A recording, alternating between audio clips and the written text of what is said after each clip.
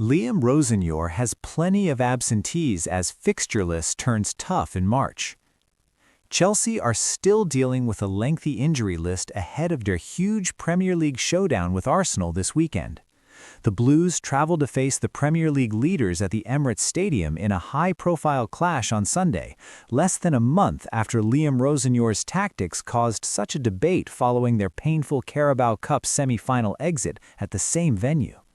There have been more hiccups on Chelsea since then during a rather inconsistent February, with a Cole Palmer-inspired victory at bottom club Wolves and FA Cup fourth-round thrashing of Rosenyor's former side Hull, mixed in with frustrating late draws against relegation-battling Leeds and Burnley in the top flight.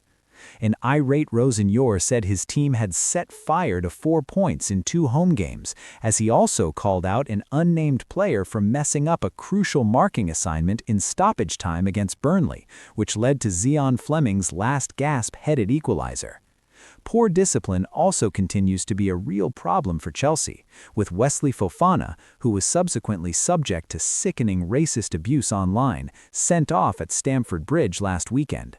Chelsea, who now sit 5th in the table, may come to rue those draws against lower opposition as they now enter a tricky portion of the fixture list that sees their trip to Arsenal followed by meetings with Aston Villa, Newcastle, Manchester City, and Manchester United, plus an FA Cup contest at Wrexham. Here is all the latest Chelsea injury news and return dates before this weekend's massive London Derby test in N5, for which Fofana will be suspended. Estupov. Chelsea's teenage Brazilian sensation started against both Leeds and Hull, scoring against the latter, but missed the draw with Burnley after suffering a hamstring complaint in training at Cobham on the eve of the game.